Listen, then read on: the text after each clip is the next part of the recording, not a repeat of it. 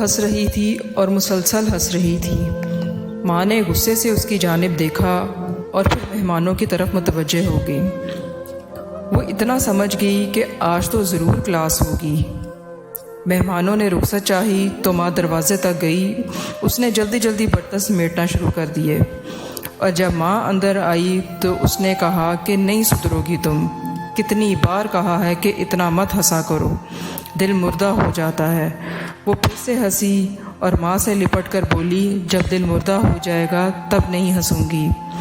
ماں نے کہا، اللہ تجھے ہمیشہ مسکراتا رکھے۔ وقت اتنی جلدی گزر گیا کہ پتہ ہی نہ چلا کہ کب گھر کی چڑیا باپو کا دیس چھوڑ پیا کے آنگن پہنچ گئی۔ کچھ فاصلے انسان کو انسان سے دور تو کر دیتے ہیں، مگر دل کے رشتے کبھی دور نہیں ہوتے، خاص کر جب ماں بیٹی کا رشتہ ہو۔ آج بھی وہ آئی اور سب کے ساتھ بیٹھی تھی۔ بھابھی کولڈ ڈرنکس کھول رہی تھی۔ بھائی نے کہا کہ لاؤ مجھے دو، میں کھول دیتا ہوں۔ بھابھی نے کولڈ ڈرنک بھائی کو تھما دی۔ بھائی نے کولڈ ڈرنک جیسے ہی کھولی تو وہ ابل کر بھائی کے اوپر گرنے لگ گئی۔ یہ دیکھ کر سب ہنسنے لگ گئے اور ماں کو بھی ہنسی آ گئی۔ ہنستے ہنستے ماں نے بیٹی کی جانب دیکھا تو وہ خاموشی سے سر جھکائے بیٹھی تھی۔